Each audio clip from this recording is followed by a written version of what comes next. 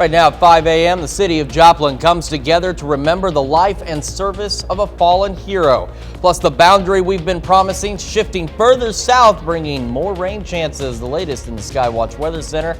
Also, the Americans with Disabilities Act turns 32 years old, and one Missouri community marks the occasion with a celebration.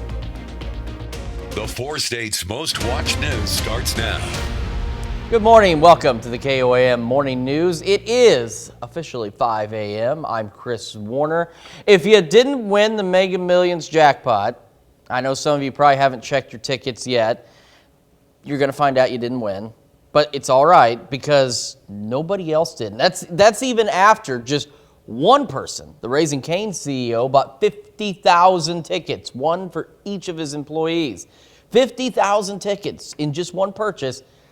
And no winner. That also means the jackpot now, just a pinch over $1 billion. $1 billion.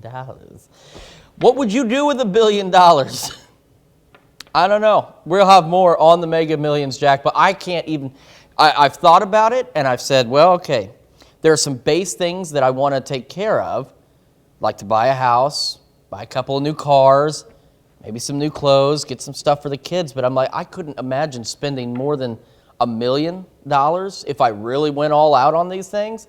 I have no idea what to do with the rest of it. I mean, you can save it, but what do you do with the rest of it? You buy 3 or 4 refrigerators and I guess stock up on groceries for the next couple of years. Yeah, it's a lot of money. Even the cash option is a lot of money, and that's just, it's insane. And to think there is that remote possibility that just one person could win nearly $1 billion is just insane. Like I said, we'll have more on the Mega Millions drawing a little bit later in the show. This morning, there it is. Take a look, Skywatch Storm Tracker. It's busy. It's busy in a good way because the boundary slowly shifting further south and southeast. So a few more of our northern counties getting in on rain activity this morning, and everybody's going to get in on it a little bit later. Check it out, though. We still have heat advisories for the counties in orange. They run until at least 8 o'clock tonight, but this should be the last day for that business. The rain will settle in, so again, it's going to be toasty today. Those rain chances increasing. Better storm chances start tomorrow. Unfortunately, though, summer will return to kick off August. Quick look at the temperatures right now. If you're in Joplin, they are sitting at 75 degrees. It feels like 75. When I got here to the station, which is just south of Pittsburgh, it's chilly. Look at Pittsburgh, 72. Because they're on the backside of that boundary, and it's going to be a nice one. The rain chances again increase, still pushing highs in the mid to upper 90s, and then thunderstorm chances really ramp up later tonight into tomorrow and to tomorrow night. The overnight lows in the upper 70s, and we will have more on the complete forecast a little bit later on the KOAM Morning News. Turning to local news, a man is rushed to the hospital following a Tuesday afternoon shooting in Joplin. Police received calls of gunshots at 1201 East Hill Street just before 4 yesterday afternoon. That's where they found a man with gunshot injuries. They say he was considered to be in critical condition. Police have not made any arrests. Joplin police say a body was found in Cunningham Park, but the death does not seem suspicious. Police say a passerby noticed the body around 7:20 Tuesday morning near a trolley stop in the park and called 911. When officers arrived, they found the body of a middle-aged man. Authorities have not yet released the identity of the body, but say the initial investigation does not find the death to be suspicious. Joplin community took time to remember a fallen hero. On Tuesday, police and others gathered for a moment of silence and prayer in honor of Corporal Ben Cooper on what would have been Cooper's 47th birthday. Corporal Cooper was one of 3 members of the Joplin Police Department who were shot on March 8th. He and Officer Jake Reed did not survive. Joplin Mayor Doug Lawson proclaimed yesterday as Corporal Ben Cooper Day and ordered flags flown at half-staff. March 9th is now dedicated to Officer Reed in honor of his birthday. Yesterday marked the 32nd anniversary of Congress passing the Americans with Disabilities Act. Nevada, Missouri-based advocacy organization On My Own celebrated the occasion.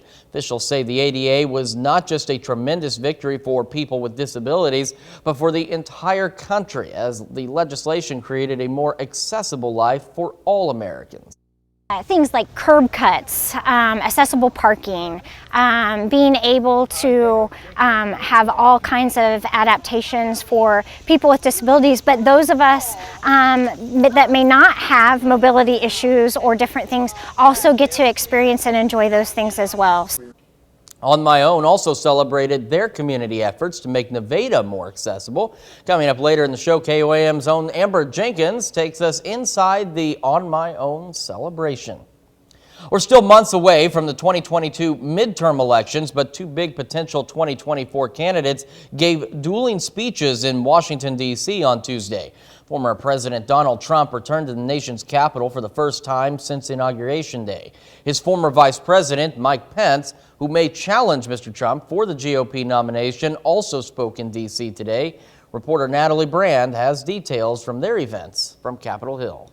In a possible preview of 2024, former President Donald Trump and his former Vice President held dueling appearances in Washington, D.C. When we win a triumphant victory in 2022 and when a Republican president takes back the White House in 2024, which I strongly believe will happen.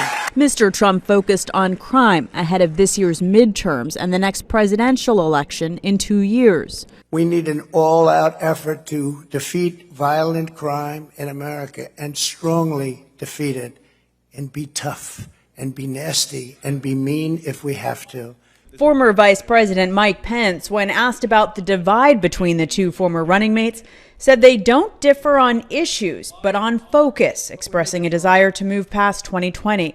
I truly do believe that elections are about the future, and that it's absolutely essential at a time when so many Americans are hurting, so many families are struggling, that we don't give way to the temptation to look back. Looking back, the January 6th Select Committee hearings have drawn a contrast between the actions of the former president and his vice president on that day. In a new book to be released later this year, Pence says the former president severed their relationship on January 6th. President Biden, in some of his most forceful remarks about the Capitol assault, Donald Trump lacked the courage to act. Took aim at Mr. Trump's message of law and order. You can't be pro-insurrection and pro-cop.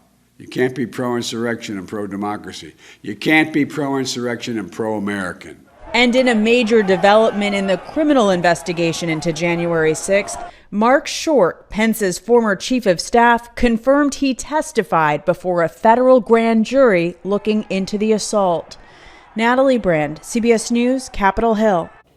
The Wall Street Journal and Vice President Mike Pence's legal counsel also testified before the federal grand jury. If you're heading out the door, you're starting pretty nice. That boundary has shifted further south for us today, so more of us starting the day in the lower to mid 70s, but you can see down south of I-44, still in the 80s, but don't worry. Changes are on the way. Quick look at what we can expect for today. Increasing shower and thunderstorm chances. They'll still be scattered through the day, but those chances are going to get better. Afternoon highs pushing the mid to upper 90s. And then cooling off a little bit tonight, upper 70s to start the day. And then again, those rain chances really start to ramp up tomorrow and tomorrow night. We'll talk about all of that in the full forecast a little later. That's a look at this morning's top stories and weather here in the first 7 minutes of the KOAM Morning News. When you're right, you're right. Joplin High School standout Always Right believes his decision to take his skills to NEO is the right decision. Plus, as we mentioned, the Mega Millions jackpot now stands at about $1 billion. What would you do with that kind of money? And health officials confirmed 2 cases of monkeypox in children. This after thousands of cases reported since the beginning of the outbreak. On the latest on the White House's response. You're watching the KOAM Morning News. It's more real news in the morning. We'll be right back. Well, Tuesday meant MIAA Football Media Day in Kansas City. All 12 teams in the league hit the podium, talk about the season, and take questions from the media, including Pittsburgh State and Missouri Southern. Our own Danny Terzer is in Kansas City and has more from the Lions and Gorillas. We're 37 days away from the college football season, and today is MIAA Media Day in Kansas City.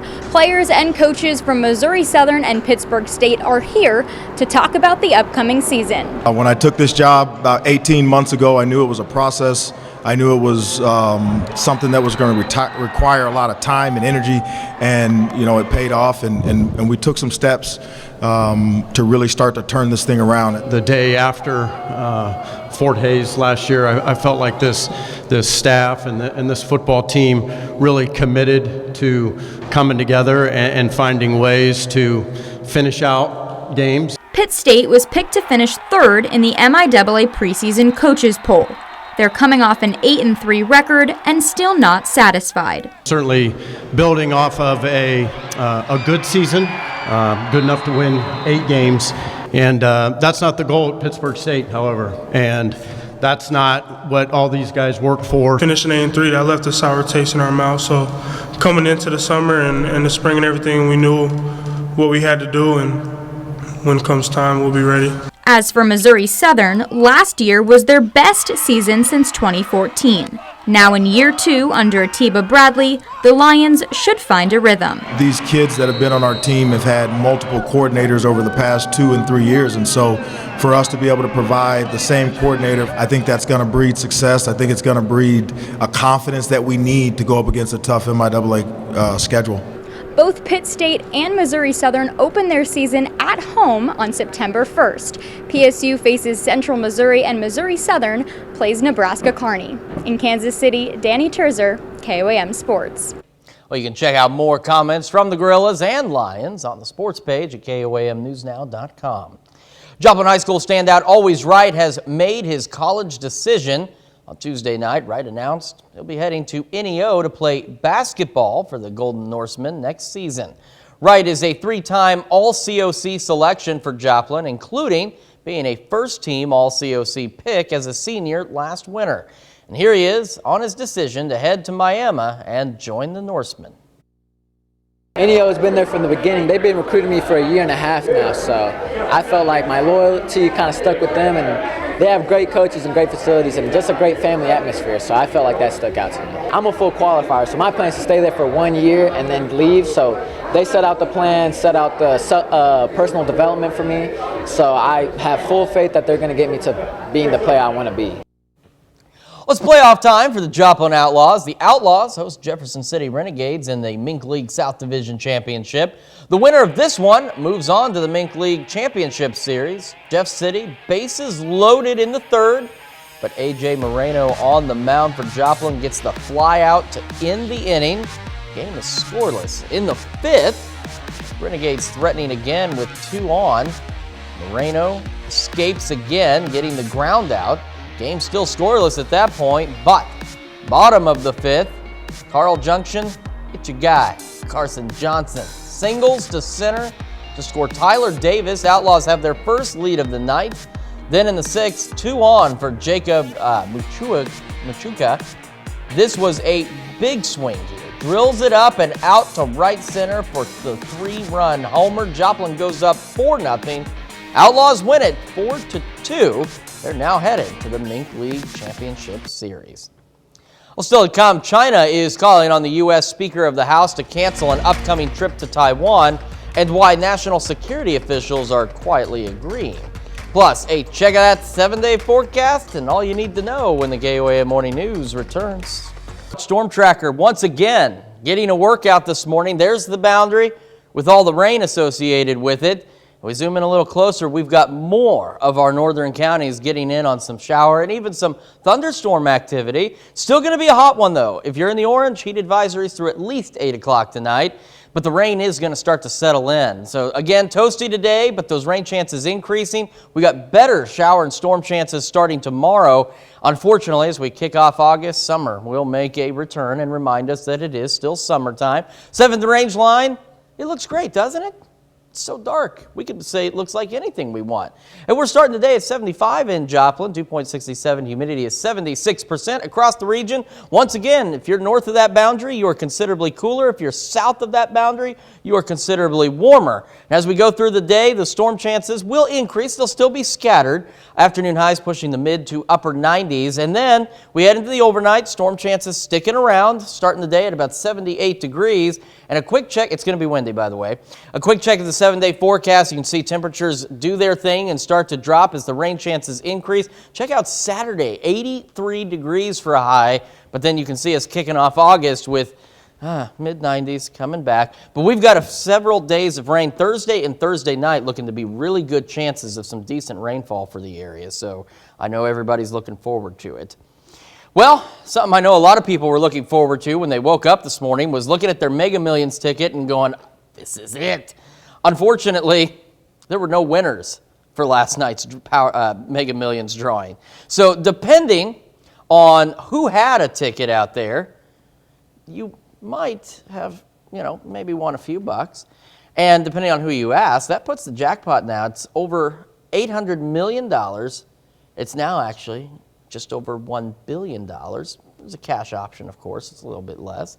KOAM Shagun Bamdele went to the North Park Mall in Joplin to see what folks there would do if they won. I think I'd travel, spend more time with kids and more family time and just relax. The Mega Million Lottery is at its highest it has ever been. What would you do? Today, we're at the North Park Mall asking people, what would you do if you found out that you won the Mega Millions? I would give my church a bunch of money.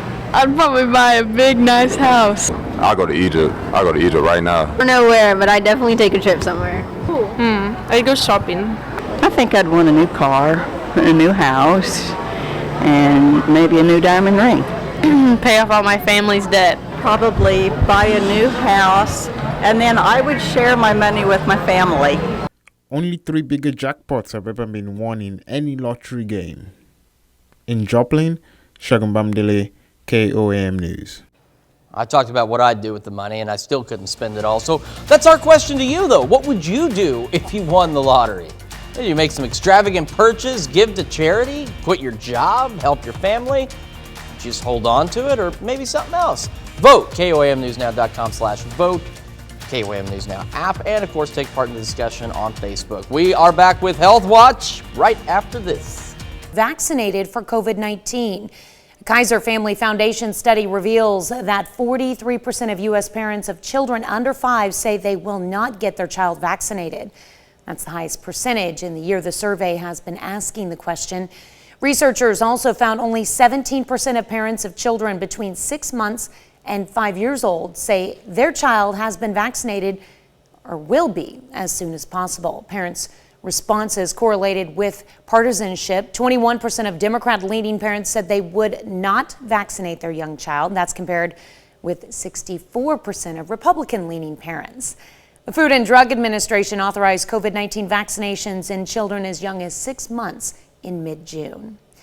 The U.S. is now seeing its first case of monkeypox in children. The CDC is reporting 2 kids have been infected with the virus.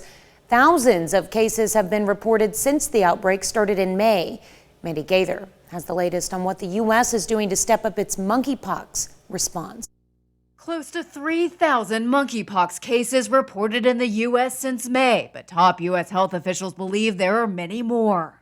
It's a growing problem. The World Health Organization has declared it a public health emergency of international concern. The CDC says most of the cases are among men who have sex with men, with a median age of 36. But the virus has now been identified in 2 children. The cases are unrelated and likely the result of household transmission. Both have symptoms but are in good health and receiving treatment. An investigation into how the children were infected is ongoing, but the virus is spread through close skin-to-skin contact. The CDC says that can include holding, cuddling, feeding, or through shared items like towels, bedding, cups, and utensils. It's very clear with the spread of this that there now has to be a balance between vaccines available for those who clearly have been exposed as well as those at risk. Right now, states aren't required to report monkeypox data, meaning cases are likely undercounted. But the White House is now debating whether to declare a public health emergency to change that. 300,000 monkeypox vaccines have been shipped to U.S. states and territories. The CDC estimates that more than 1.5 million people are eligible for the vaccine. Each person needs 2 doses 4 weeks apart. Monkeypox testing capacity increased from 6,000 tests per week at the beginning of the outbreak to up to 80,000 tests per week today, and that's according to the U.S. Department of Health and Human Services. As temperatures surge in cities across the U.S., the Biden administration is taking action to deal with extreme heat. The federal government launched heat.gov on Tuesday. It's a website to help Americans understand and plan for extreme temperatures. The site will include maps with heat forecast, the CDC's heat and health tracker, and information on how to stay safe during extreme heat. Extreme heat is the #1 weather-related cause of death in the U.S. More than 700 people die from extreme heat each year. That's a look at some of today's top health stories. You're watching the KOAM Morning News. You can see on the temperature map where that boundary is and how it has shifted a little further south, because we've got a few more northern counties where it is chilly to start the day compared to what we have been seeing. It's still going to heat up though, pushing highs to mid-lower 90s, but we've got increasing thunderstorm chances as we head through the day and into the overnight hours as well. Starting the day tomorrow at 78. Quick look at the 7-day forecast. Those chances get better Thursday and Thursday night with some thunderstorm chances. There may even be a strong storm or two out there. Nice and cool. And then summer returns to kick off August. We'll have more of the forecast and more news when the KOAM Morning News returns. Coming up, the city of Joplin comes together to remember the life and service of a fallen hero. We are tracking some storm chances as the week goes on and some more heat advisories, the latest in the Skywatch Weather Center. And the Americans with Disabilities Act turns 32 years old, and one Missouri community marks the occasion with a celebration. The 4 states' most watched news starts now. Good morning and welcome to the KOAM Morning News. It's 5:31. I'm Tanya Bach. I'm Chris Warner. So we were talking earlier in the start of the show. Nobody won the Mega Millions jackpot. It's now worth just over $1 billion. So no loss when you lost that ticket in the parking lot. Exactly. I did feel better, even though I bought a new ticket, and even though it didn't win, you know. Man, if there was that question of a ticket bought in Southwest Missouri that nobody claimed, then it would be the one that I lost down at Casey's. So yeah, no, that's not a good way to start. My ticket didn't win either then, apparently. But that's good though. We have another chance to win coming up. So we're gonna win in the weather. Skywatch Storm Tracker is actually busy again this morning. You can see showers and thunderstorms off to our north. A few more of our northern counties getting in on some much needed rain. And unfortunately, though, it's still going to be hot for some of us. Heat advisory till 8 o'clock for those counties in orange. The rain will settle in through the day, so even though it's going to be hot, those rain chances increase. We've got better storm chances to start tomorrow and into tomorrow night. And then summer, unfortunately, will make a return by the start of August. Temperatures in Joplin sitting at 75 degrees because we're right at the edge of that boundary.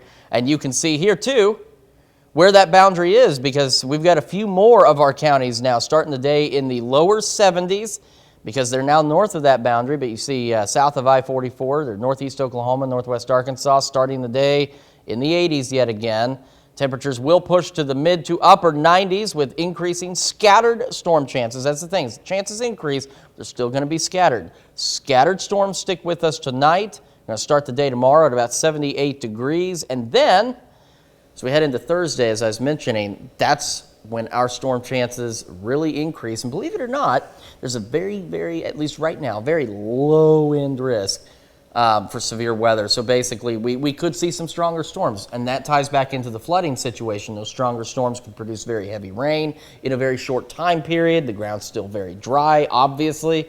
So flash flooding still could be a concern. We're keeping an eye on the situation, but just to be aware over the next couple of days that while we're getting this much needed rain, you do need to watch out for that flash flooding. That's going to be the biggest thing too, is it's going to be flash flooding from runoff from the ground not absorbing the rain so fast. I don't think there's a major concern with creeks or rivers overflowing their banks. A number of them are pretty low, but flash flooding, urban flooding could certainly be a concern over the next few days. That's something to keep an eye out for, that's for sure. Now, these rains that we're getting this week, are they going to be widespread or just more like hit and miss where you get them kind of like last night? Thursday and Thursday night's our best chance for much more widespread shower and thunderstorm activity. Otherwise, a good chunk of it's going to be scattered, but it's going to be good coverage in the scattering. And so it'll be, it'll rain for a little bit and then maybe stop and then rain again later. All of us will get in on the rain action as the week progresses and as we head into the weekend, though. So it's not going to be a ton of rain, but it's certainly something that's going to help.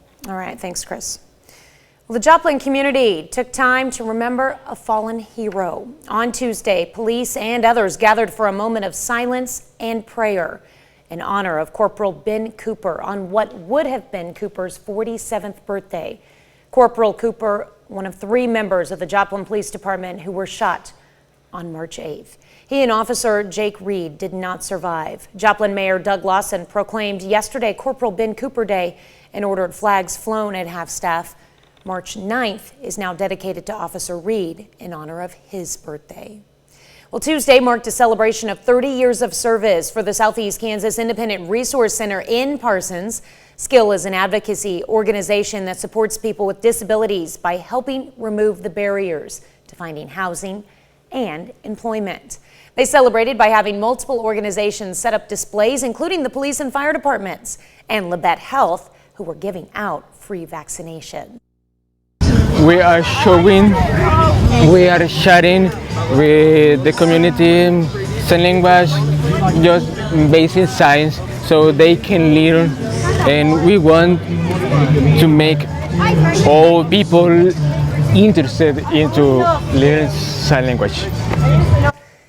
Live music, food, drinks, snow cones, and ice cream. Just a few of the treats that were free to the public.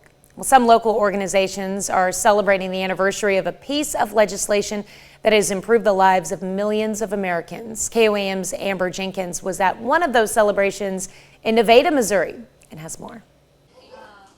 Tuesday is the 32nd anniversary of Congress passing the Americans with Disability Act.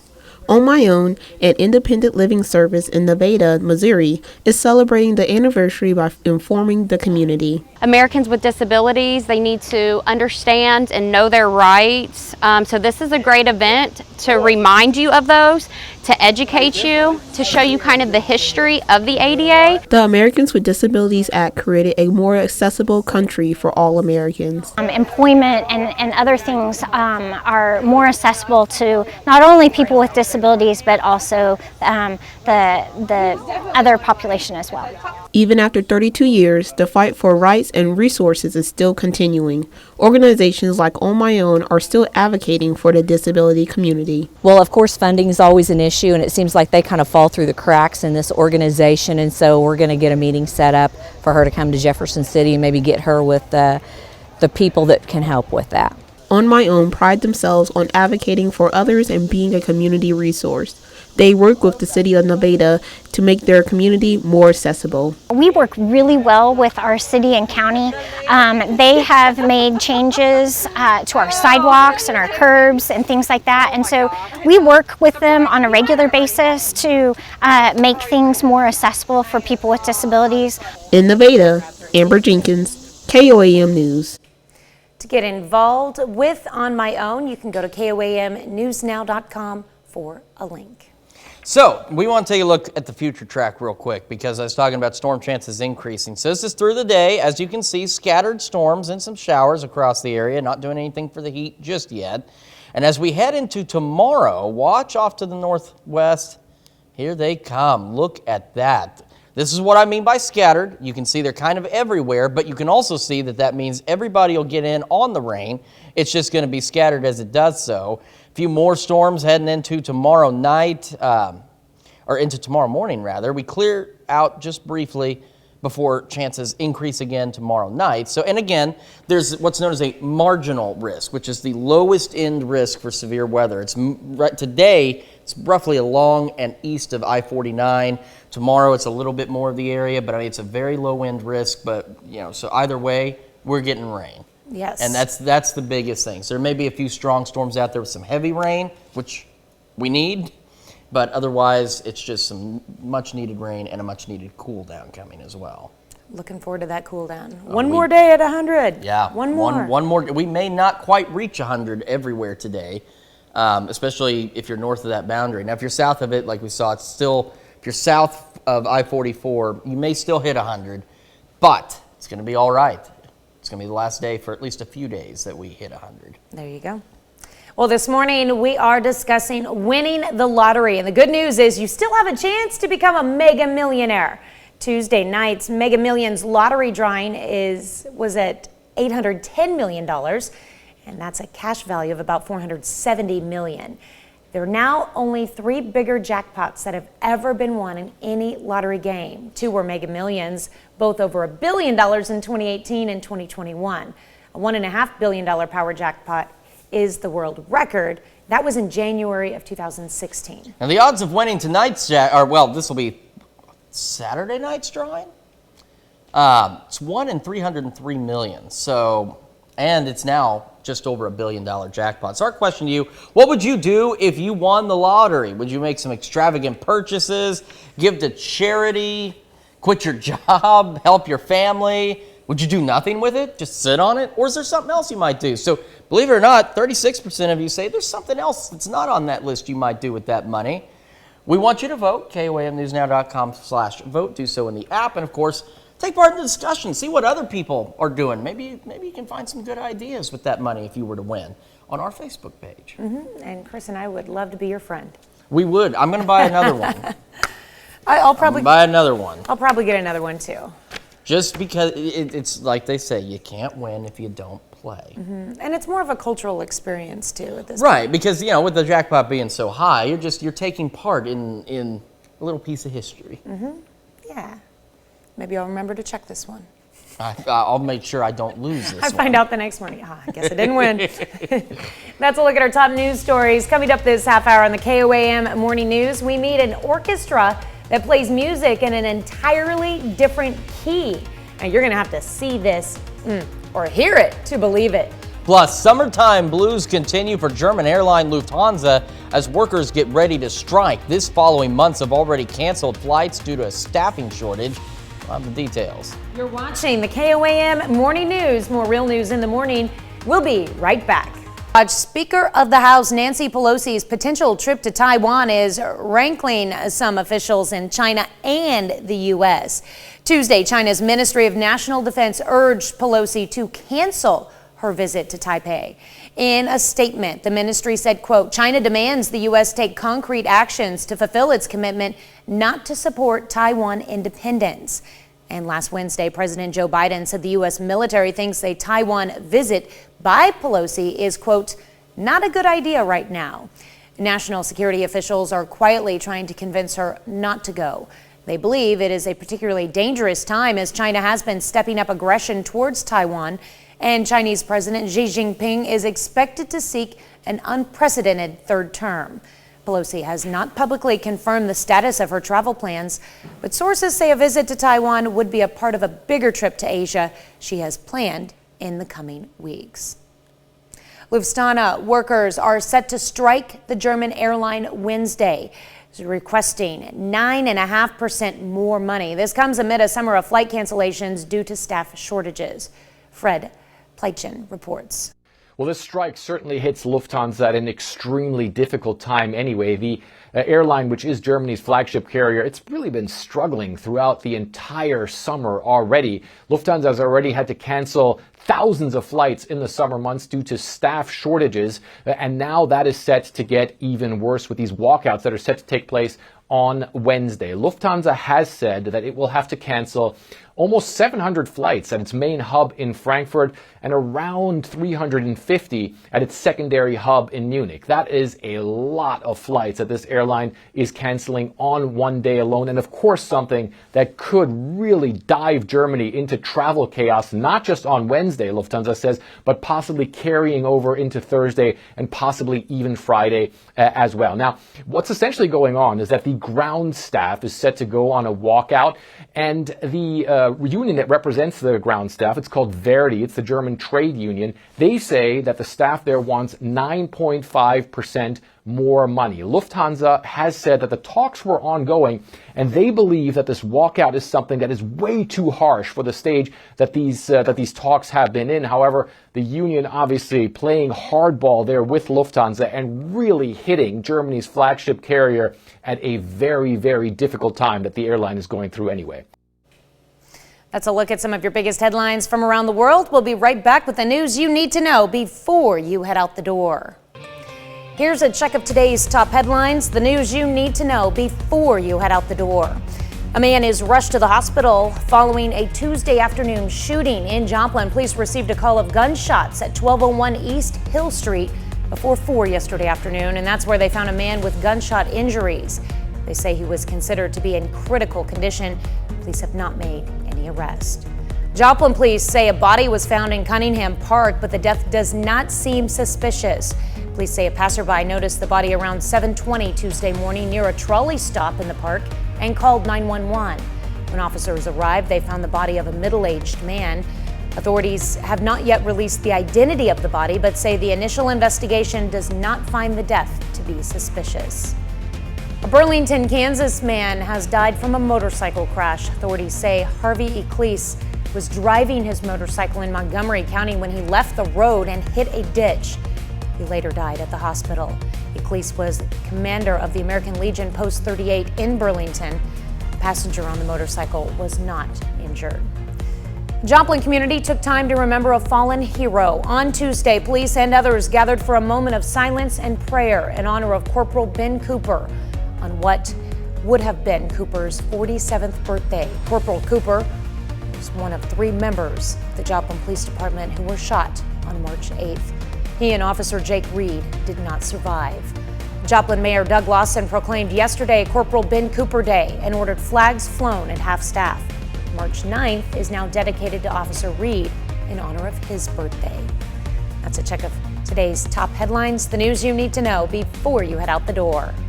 We are watching rain chances increase. It's going to be another warm one today, but we've got better storm chances kicking in tomorrow. And then summer will return as we kick off the next week. Quick check of the current conditions. 7th and range line 75 in Joplin. Most of us starting the day off in that area. You can see where the boundary has shifted a little further south. And as we progress through the day, scattered storm chances increase. Afternoon highs pushing the mid to upper 90s. Scattered storm chances sticking with us overnight. Temperatures dropping into the upper 70s. And as we mentioned, we've got better rain chances coming tomorrow, and they're going to stick with us through the weekend. We'll have a look at your full forecast a little later on the KOAM Morning News. We'll be right back.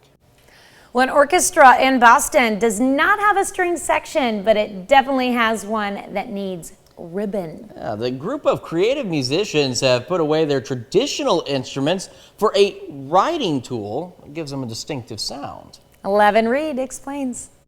We call them instruments, some people call them office machines, some people call them sculpture. So let's call this a concert with a business office feel. At the staff meeting. The Boston Typewriter Orchestra uses old-style typewriters to give them their rhythmic tone. It's got a limited range of sounds, so you really have to work at what you're trying to extract out of it. So how does a group like this even get started? We came together in the beginning as a bunch of weirdos that kind of like to bang on typewriters and that were, for one reason or the other, obsessed about making noises on typewriters. And once we realized, we're trying to entertain an audience and not just kind of have a laugh like banging like monkeys on typewriters, I think it really just started to gel. And the orchestra's popularity is on the rise.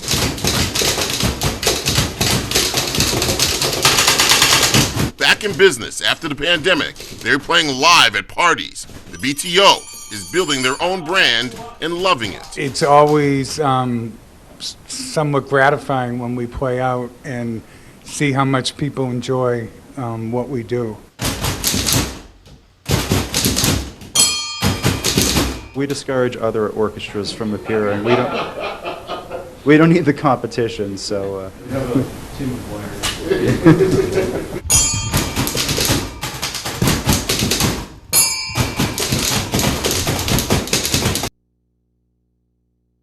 Interesting. That's pretty cool. Initially, when we were watching that, I was like, that looks like a group of delirious men. And then they said that they were a group of weirdos. So, close enough. Close enough. It reminds me of those... Sounds like a drum line, though. It's pretty cool. Yeah, it did. It was really cool. It reminds me of those floppy disk drive orchestras where they link them all together and they get those things to play music. All right. Well, the Boston Typewriter Orchestra says each member has around 2 or 3 typewriters, and they do about 1 or 2 performances a month. That's a little bit on the crazy side. That's pretty cool. You know what else I'd is book crazy? Rain. Yeah. It's liquid. It falls from the sky. We're going to see Long-awaited. a lot of it when we'll be back. Well, Rain, Rain, Go Away is not a song we've been singing lately. It's Rain, Rain, Come Our Way. Please return for another day. And thankfully, it's about to do so. Here we have, once again, showers and thunderstorms off to our north, but you can see a few more of our northern counties getting in on this because that boundary is shifting slowly southward. Heat advisories in the orange until 8 o'clock tonight. We are going to see another hot day today, but those rain chances increase. They can get even better by tomorrow. And then after the brief break, summer will return. 7th and range line, the sun is slowly but surely coming up. It is sitting at about 74 degrees in Joplin right now, and that's where we're all starting, unless, again, you're north of that boundary where it's a little bit nicer. As we head through the day, scattered storm chances increase slightly. Afternoon highs pushing the mid to upper 90s, and then they stick around through the overnight. We're going to start the day at about 78. We got more of the KOAM Morning News right after this. Coming up, the Joplin Police Department discovers a body at Cunningham Park, but does not suspect foul play. Storm chances are going to increase. Check it out. More of our northern counties getting in on the wet stuff. We'll have the latest from the Skywatch Weather Center. And days of consecutive triple-digit heat has wreaked havoc on gardens in the area. We've got some tips for you to protect your plants during these times of extreme heat. The 4 states' most watched news starts now.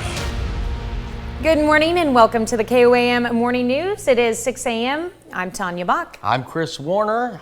Man, rain. It's coming. It's here. Check out how much further south it is now than it was even yesterday at this time. It's basically the same pattern as yesterday too, but it's just a little further south. We still are going to see another hot day today though. So heat advisories in the orange until 8 o'clock. I've been showing this just because there's a lot of changes coming. So toasty again today, but the rain chances are going to increase. The storm chances will increase tomorrow and tomorrow night. And then summer, unfortunately, returns as we kick off August. 7th and range line, the sun is progressively on its way up in the sky, set to officially get up there at 6:19 in the morning, 74 in Joplin. You can see where the boundary has drifted further south. So, in fact, it's actually drifting a little further south because places like Miami and Welch were closer to 80 degrees about an hour ago than what they are now. With that boundary drifting south, it will increase our scattered storm chances. Still pushing highs in about the mid-90s. That's why we have heat advisories, but there's a lot fewer of those. Scattered storm chances increase. Scattered is the key operative word. Scattered storm chances remain with us through the night. We'll start the day at 78 degrees, and this is going to be the last day, at least for a few days, that we're going to get close to the triple digits before we see a bit of a break and some definite, much-needed rainfall. Oh, yeah, definitely. Definitely needed. Yeah, like you were talking about with the gardens. I mean, it's everything needs the rain, and they're going to get at least a little bit over the next few days to try and help them out. For sure. All right, thanks, Chris. Well, Joplin police say a body was found in Cunningham Park, but the death does not seem suspicious. Police say a passerby noticed the body around 7:20 Tuesday morning near a trolley stop in the park and called 911. When officers arrived, they found the body of a middle-aged man. Authorities have not yet released the identity of the body, but say the initial investigation does not find the death to be suspicious. A Burlington, Kansas man has died from a motorcycle crash. Authorities say Harvey Eccles was driving his motorcycle in Montgomery County when he left the road and hit a ditch. He later died at the hospital. Eccles was commander of the American Legion Post 38 in Burlington. A passenger on the bike was not injured.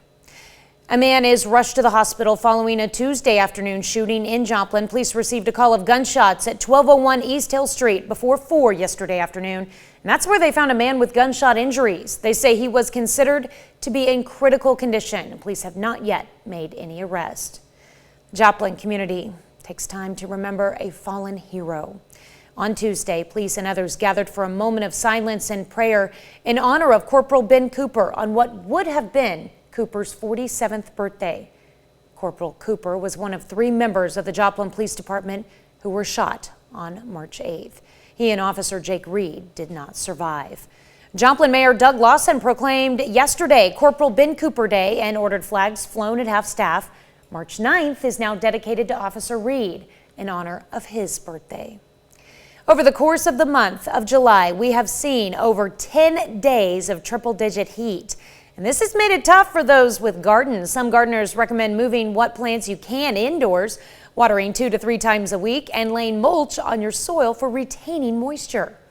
Regular soil and dirt evaporates water really quickly, and it heats up really quickly in the sun, where the mulch will help kind of act as an insulation to the ground, and so the temperature doesn't fluctuate as easy and your plants don't cook to death sitting there in the open ground, whereas if you have some mulch, it holds that water in.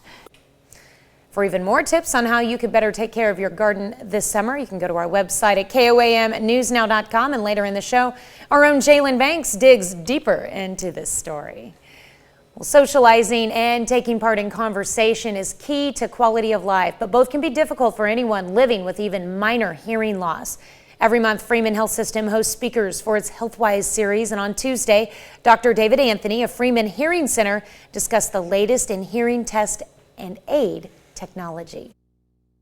Typically within hearing aids there are a lot of different preset functions that, the hearing aid might detect that I'm in a difficult situation, and then it will make a few changes on its own.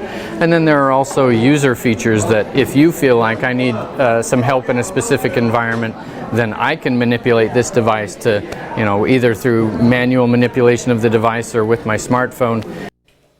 Dr. Anthony says to make sure the hearing aid you are buying is legit, as there are a lot of fakes out there. Well, Tuesday marked a celebration of 30 years of service for the Southeast Kansas Independent Resource Center in Parsons. SKILL is an advocacy organization that supports people with disabilities by helping remove the barriers to finding housing and employment. SKILL celebrated by having multiple organizations set up displays, including the police and fire departments and Labette Health, who gave out free vaccinations. We are sharing with the community sign language, just basic signs, so they can learn, and we want to make all people interested into learning sign language. Live music, food, drinks, snow cones, and ice cream, just a few of the treats that were free to the public. Everyone loves a freebie, and students in Quapaw and Commerce, Oklahoma had the chance to pick up some free school supplies. Caregivers just had to present proof of residence, such as a utility bill.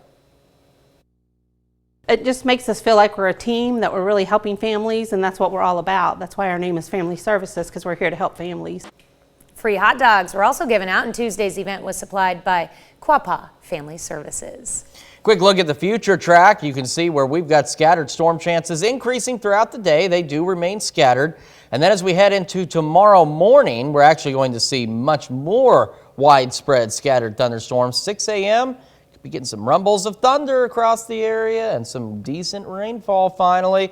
They'll eventually clear out while the clouds don't. And a quick look at the 7-day forecast, though, those storms will return Thursday night, and they're going to be off again, on again through the weekend, bringing those temperatures down into the lower 80s, which is going to be quite glorious compared to what we've seen. But as you also see Monday, Tuesday, summer returns. We're not done with it yet, but we are getting a much-needed break and some rainfall to accompany that. All right, looking forward to that. That's a look at this morning's top stories and weather in our first 7 minutes. Coming up on the KOAM Morning News, we've got Holly Miner in studio stopping by for another Wildcat Wednesday, and she's going to tell us what we need to know about food preservation. Plus, Indiana has turned into the latest battleground for abortion rights following a hotly contested day in front of state lawmakers. And a new warning for men using hormone therapy to treat prostate cancer, including an elevated risk of death. You're watching the KOAM Morning News. More real news in the morning. We'll be right back. Topping Nation Watch this morning, a tense Tuesday in Indiana and the Senate chamber, where several hundred people tried to talk for and against the state's Senate proposed abortion bill. Richard Essex brings us the back and forth. Ma'am, ma'am, have a seat. I don't want to ask you to leave the chamber, but I need you to... She was supposed to have been one of the last to offer an opinion on the abortion bill, but was escorted to the door and then out of the building by an awaiting state trooper. The second day of testimony inside the Senate chamber brought out emotions on both sides of the issue. Barry Atwell believes lawmakers need to make the new abortion law one of the most strict in the country. There was a group of people out here yesterday chanting, Vote them out, vote them out. And the fact is that most of those people didn't vote you in. The people who have voted you in are the people who want to stand for life and want you to stand for life, and you've committed to standing for life, but you've not done it. The voice that caught the attention of many on the committee was that of 17-year-old Isabel Zollner, a student from Lafayette. Now I know that no matter what testimony I give today, it isn't going to change the minds of those of you who are determined to strip my human rights away. No matter what terrifying accounts I bring to the table, no matter what statistics I read to you, nothing is going to change your minds. Because to some of you, I am just a girl who doesn't deserve a say in what happens to her today. John Burnell told the committee his ex-wife had an abortion 20 years ago. Though the procedure was legal, he says it has changed his life, and not for the better. I feel like a common misconception is that abortion has no impact on the father. We are told that it is her body and her choice. And although I felt that way initially, I soon realized that I had been misinformed. If someone would have been there to tell me the emotional effect a man would experience, I think it would have impacted my choice to idly watch while our baby was aborted. Once the testimony ended, the committee approved 2 amendments today. Girls under the age of 16 can get abortions in the case of rape or incest up to 12 weeks. Over 16 years old, it would be 8 weeks. Girls and women claiming rape and incest would have to file an affidavit. The committee rejected amendments that would have allowed abortion by telemedicine, and one that would have granted child support and tax deductions for fetuses at any stage of development. The committee voted right along party lines. The bill will be in front of the full Senate later this week. More amendments are expected. Well, the Justice Department has a new web page offering some help for people impacted by the Supreme Court's Roe v. Wade reversal. The Department's Reproductive Rights Task Force set up the page Tuesday on the DOJ's website. It's their first official action since being established earlier this month to protect abortion rights under federal law. The webpage includes a section called Protecting Access to Reproductive Services. It is for people who have been threatened or discriminated against for seeking an abortion. The site directs them on where to report the threats. They go either to the FBI or the Department of Health and Human Services, depending on the situation. Let's look at today's top national stories. We'll be right back. Welcome back. We have Holly Miner from the K-State Extension Service joining us this morning in studio, and we're going to be talking about food preservation and canning, something that I grew up with a family that did this, but never really learned how to myself. Oh, well, you have a perfect opportunity because we will be offering some canning classes coming up in August. But I'm here today to kind of share with everybody all of the different things that you would need when you are beginning to can. Okay. So there's 2 canning processes. There's a water bath canning process and a pressure canning process. And we're going to focus on the water bath method today. That's where we process foods that are high acid foods. So the pickles, jams and jellies, fruits, those kinds of things, those are high acid foods. The low acid foods, most of your vegetables, any meat, fish, or seafood needs to be pressure canned. Okay. So that's the difference in the 2. So today we have our water bath canner, which is a staple. We would definitely need to have some kind of a water bath canner or a container that has a rack in the bottom that we can put water in that covers the top of the jars 2 to 3 inches. So that's a mainstay. We have to have that. And then we have other things like our funnel that we would use in our jars to fill our jars up. We have basic cooking things like your measuring cups, your measuring spoons, your liquid measuring cups, spatulas and ladles and those kinds of things, maybe some kitchen shears, a can opener maybe if you're using something else. And then other canning items, we would have our jar lifter, so we can lift our jars in and out of our water without having to get our hands burned. Oh, yeah, for sure. So that's an important tool. And then this little guy, and this one is a two-use tool. So we use it to measure the headspace in our jars where we go this way, and then we can also use it to clean, or not clean, but to let the air bubbles out. So when we have food in our jar, we use this side to release the air bubbles, because we want our food to not have any air bubbles in it. Wherever there's an air bubble, it could change the color of the food, but we also want to make sure that the food is up in the jar where it needs to be. And then when we process it, we leave a certain amount of headspace in the jar. Each one of these are 1/4 little increments, so depending on the food, we leave a headspace for that. And why would it matter for different types of food, the amount of headspace changing? yeah, so that's a great question. If you leave too little headspace, the food will bubble up when it heats and it might come out of the jar. Even though you have the lid on, it can still push up in between the flat, which is this part of the lid, or the ring band, and it's a two-piece system. So food might squish in between there and cause your lid to not seal properly. Okay. Too little headspace and all of the air is not expelled out of the jar in the processing when it's in the water bath being processed.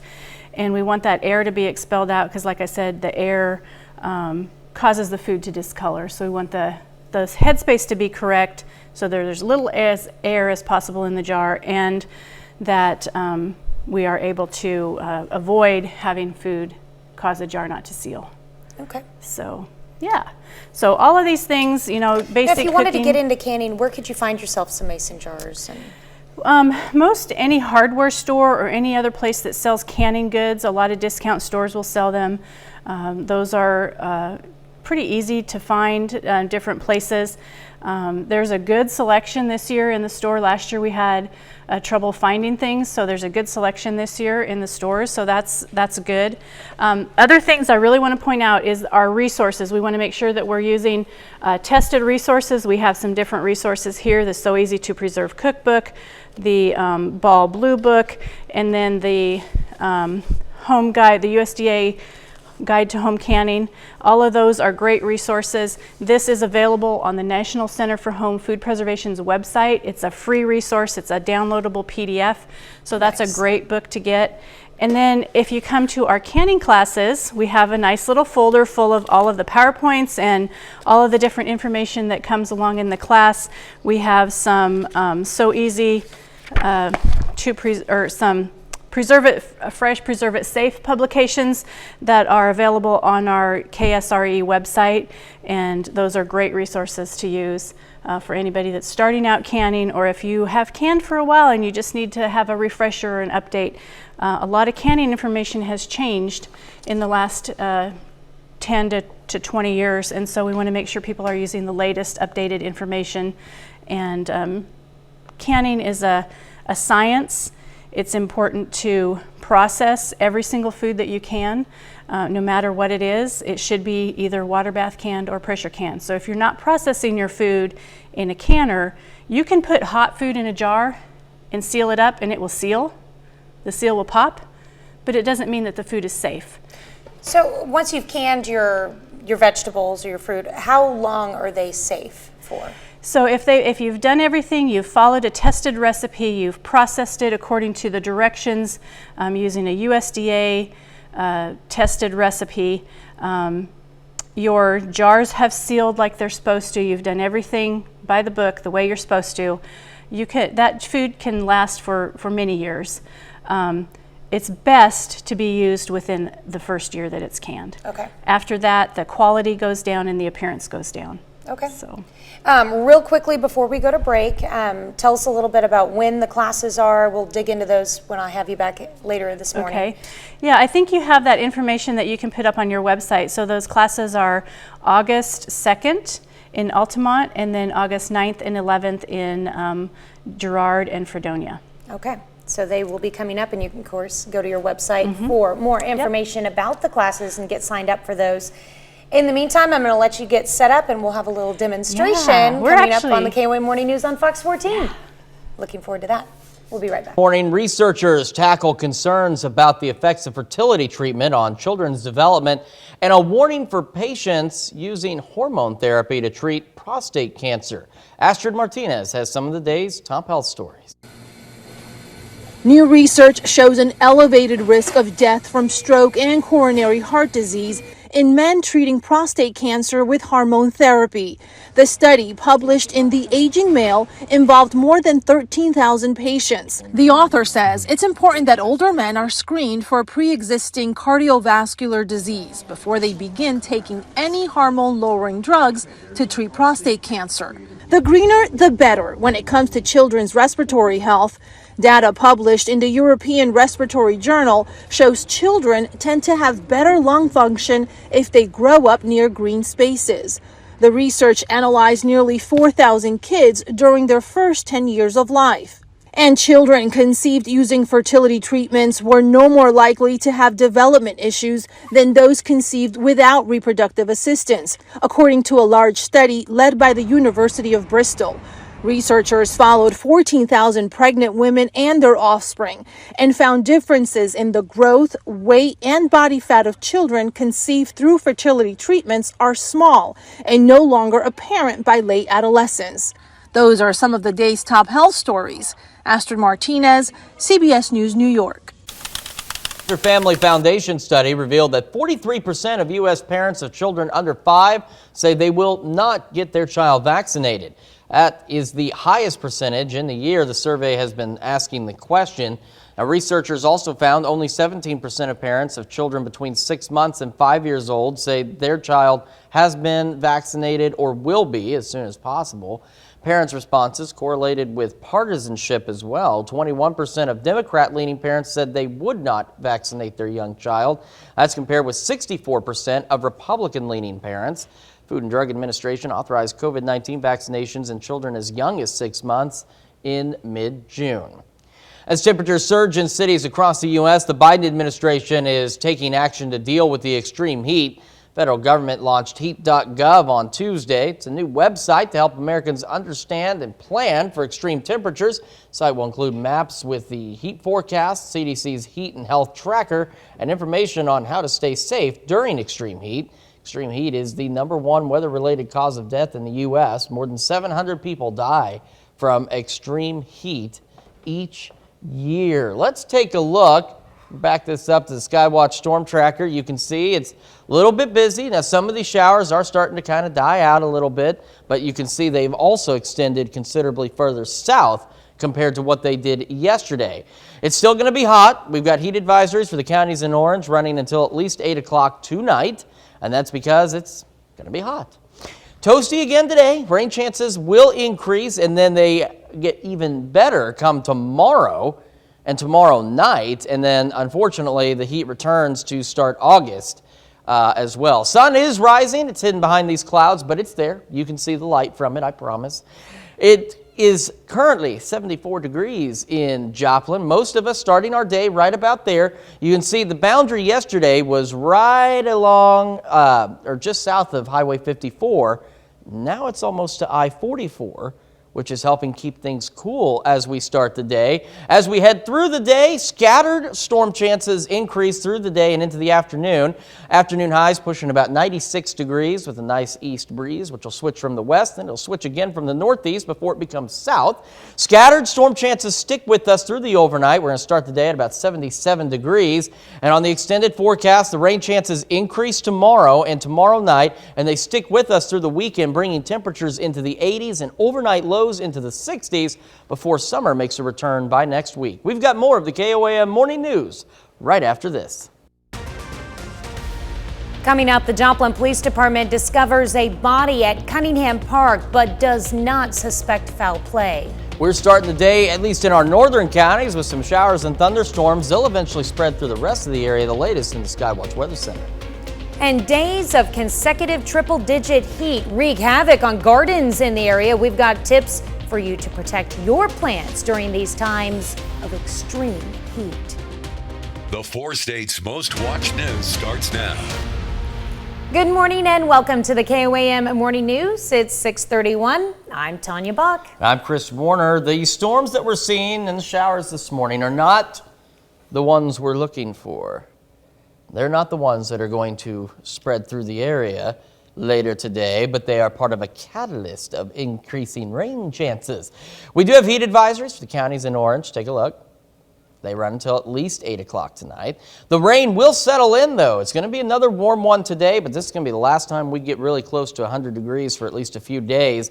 Storm chances get better tomorrow and tomorrow night, but they'll stick with us through the weekend. And then after that, summer returns as we kick off the week. 7th and Rangeline, sun's rising. It's giving us a nice looking sunrise, even though it's hidden behind some clouds. In Joplin right now, it is 74 degrees. under these partly cloudy skies. Most of us sitting that way. You can see where the boundary has shifted. Yesterday it was just about along Highway 54. Now it's almost to I-44. It's very slowly drifting off to the south, dragging that rain with it. And as it does so, scattered storm chances will increase throughout the day. Afternoon highs pushing about 96, and those scattered storm chances stick with us through the night. Overnight lows dipping into the upper 70s. The scattered storm chances will become a little bit more numerous as we head into the next few days. It's going to bring us some much needed rainfall. It's going to bring us some cooler temperatures as well. We're talking highs in the 80s. So where we started the morning yesterday, places like Joplin, Miami, the Osho, that's as warm as it's going to get by Friday and Saturday. And it's going to feel really nice, which also means overnight it's going to be even better. We're talking lows in the upper 60s. And sometimes it's those overnight highs or lows as what they're going to be is the best part, because that's what gives our AC a break. No matter what, it's going to be running nonstop during the day. Yeah. And we're going to be miserable whether it's 90 degrees or 100 degrees. Yes, yes. And that's why, you know, having the upcoming... that opportunity to cool off in the evenings. Oh, Ooh. yeah. And the thing is, too, I mean, cooling off in the afternoon with highs only in the lower 80s. I mean, your AC is probably still going to be running, but it won't be running nonstop. It'll be able to take a break every so often because it'll be a little easier to keep your house cool. Might be able to catch up. It might be able to catch up. If you need to get some work done to it, now might be the time to do it. Yep. Yes, for sure. All right, thanks, Chris.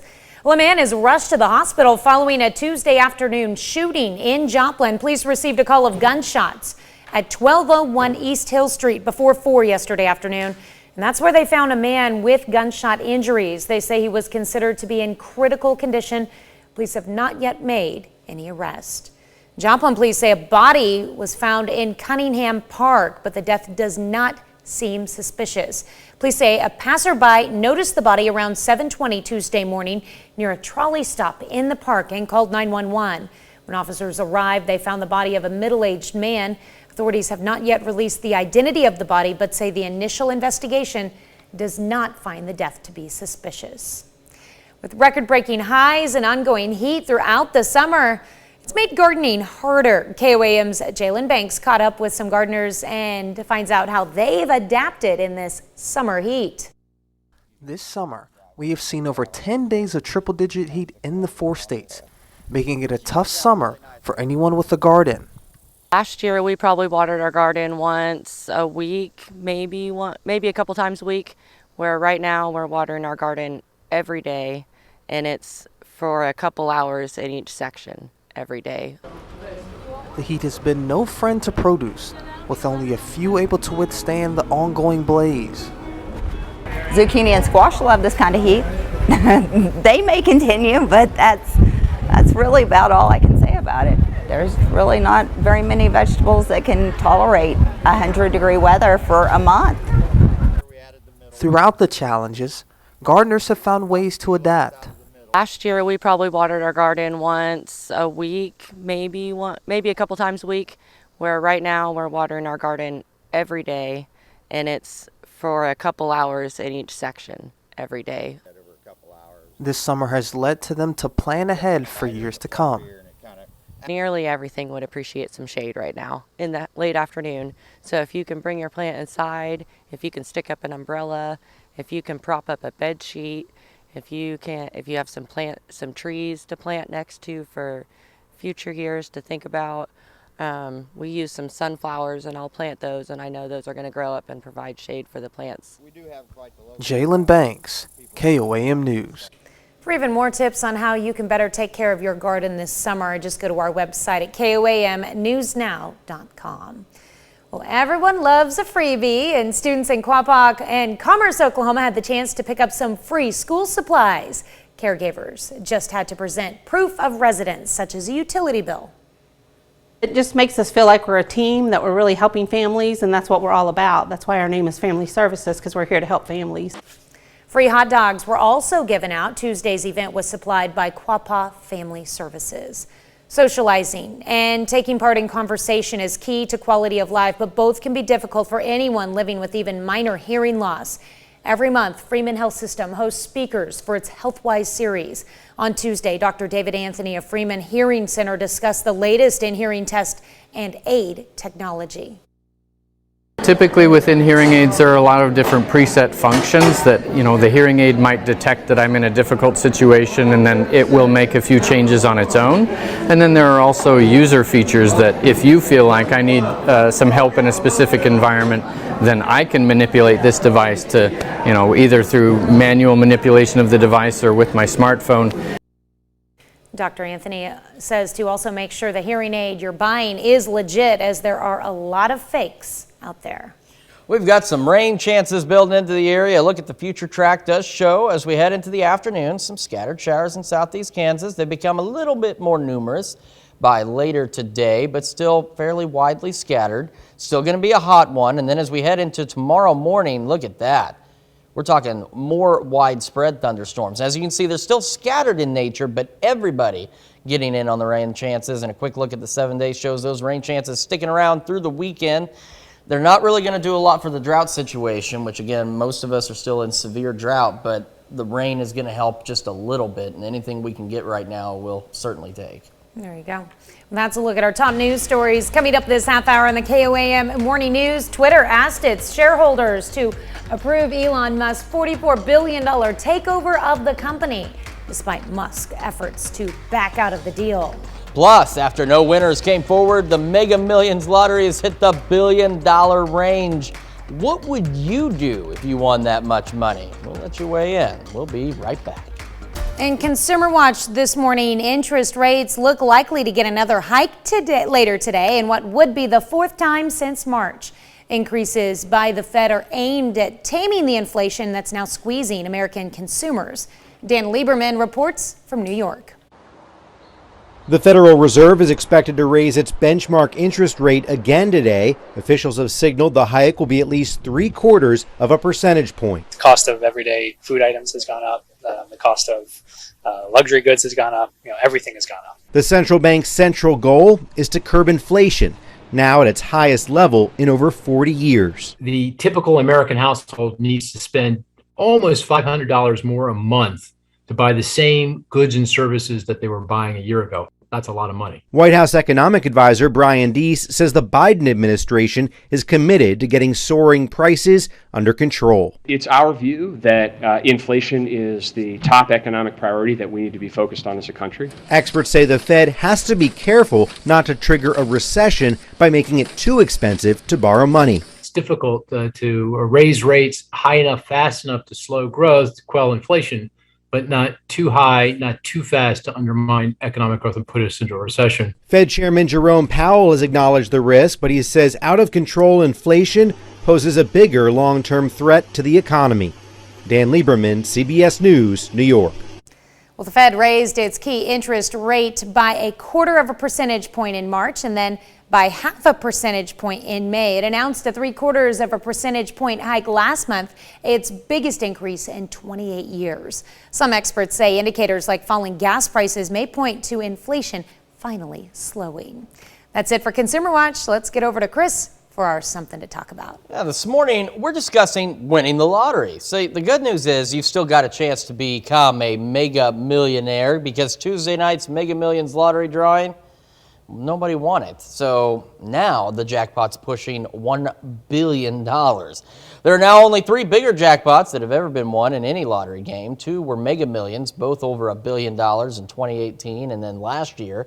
A $1.5 billion Powerball jackpot is the world record. That was in January of 2016. Now, the odds of winning Friday's jackpot are 1 in 303 million. So our question, what would you do if you won the lottery? Would you make some extravagant purchases, help charity, quit your job, help some family, just sit on it, or maybe something else? So it's pretty even. 40% of you, though, saying you would help family. 15% of you saying extravagant purchases, giving to charity, quitting your job, or maybe doing something else.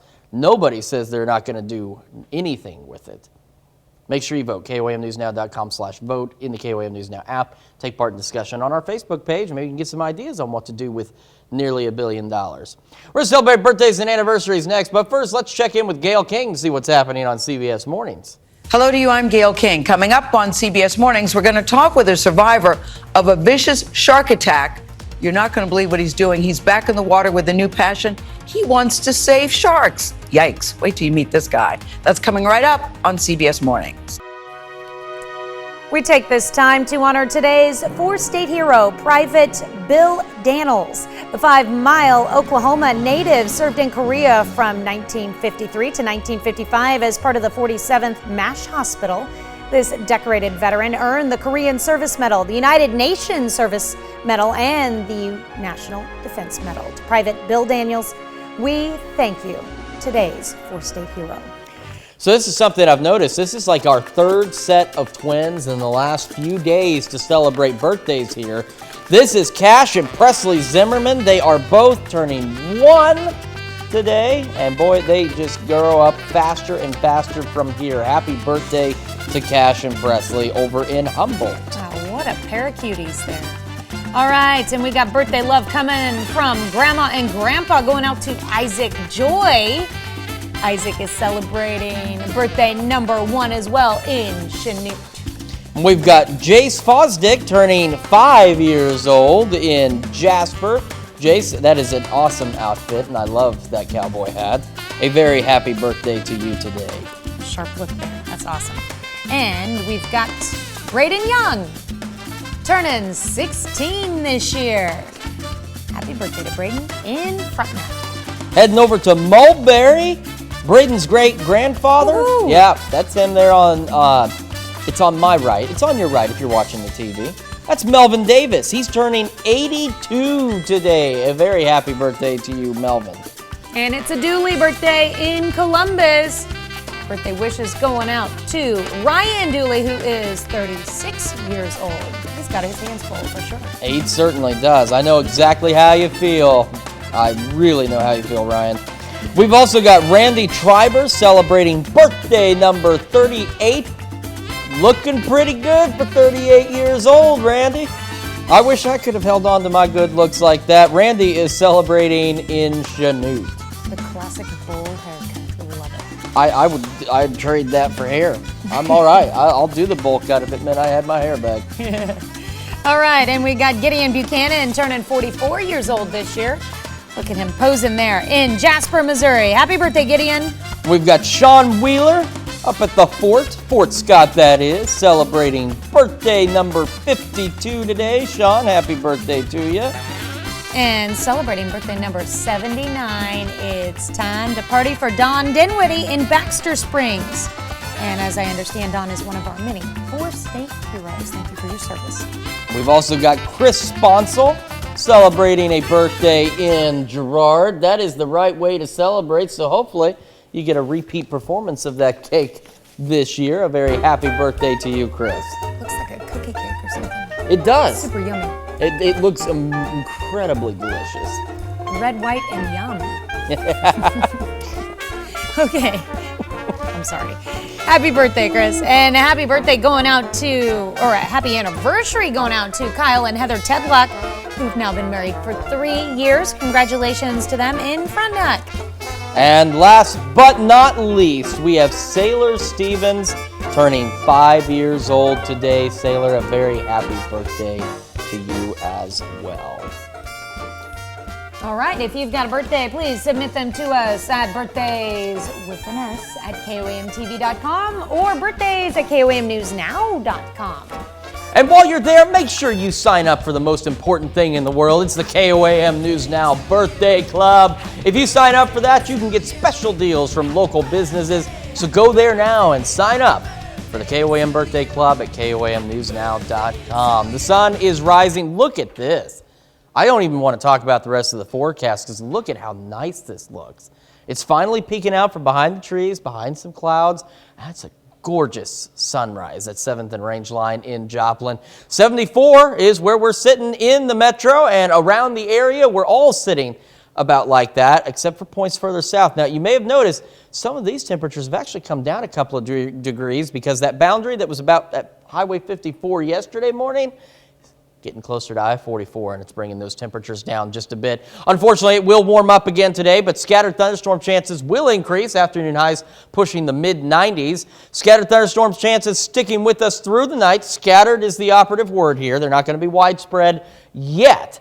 Overnight lows in the 70s. So let's skip ahead a bit to the future track before I break something here. So scattered showers and thunderstorms, you can see a few more of them by this evening. And then as we head into tomorrow morning, after a brief break tonight, they become a lot more widespread. Now they're still scattered, but you can see everybody getting in on the rain activity. We've got more on the forecast and, of course, more of the news when the KOAM Morning News returns. Before you head out the door, a man is rushed to the hospital following a Tuesday afternoon shooting in Joplin. Police received a call of gunshots at 1201 East Hill Street before 4 yesterday afternoon, and that's where they found a man with gunshot injuries.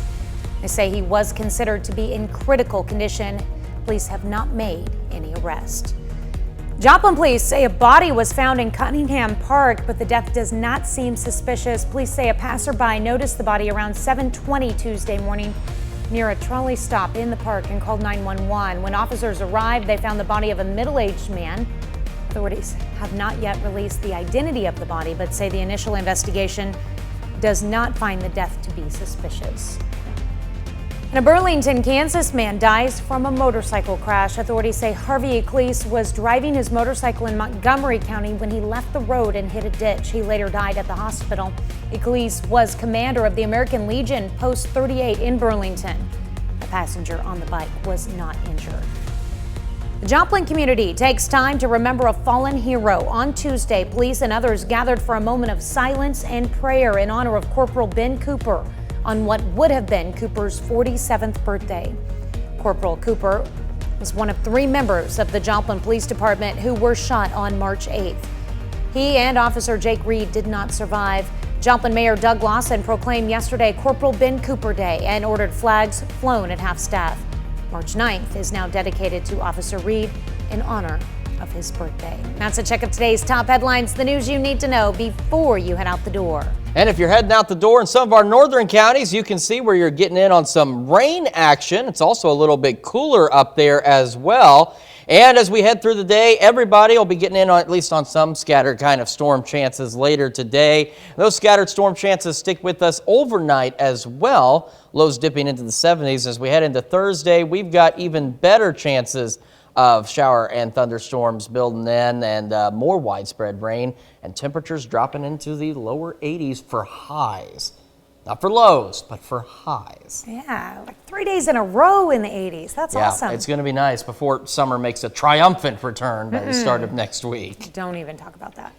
All right, well, coming up today at noon, we're making strawberry Italian ice in the Mr. Food Test Kitchen. That sounds pretty good. Your morning news continues on KOAM with CBS Mornings next. And as the battle over abortion rights continues, CBS News has an exclusive interview with one of the few abortion providers in Indiana on how things have changed since Roe v. Wade was overturned. Or you can switch on over with us on Fox 14, where your only local morning news continues. And this morning, we've got Holly Miner from the K-State Extension Service returning to the studio, and we're going to be canning salsa. Yeah, it's going to be wonderful. Plus, looks like airships may be making a comeback. I'll tell you about that, too. That's going to do it for right now. We'll also talk about Mega Millions. Oh, yeah. Don't forget, here's the good news. Don't feel bad. Nobody won. But you still have a chance to win the next time around. And it's nearly $1 billion. That's not the cash option, but still, think of what the cash option is now if the jackpot's pushing $1 billion. Mm-hmm. That might have something to do with the Raising Cane's CEO buying 50,000 of those tickets the other day for all of his employees. Kind of pushes Jackpot in the upward direction. That's going to wrap it up for us for now. We'll see you back here tomorrow morning. And we'll do it again today at noon.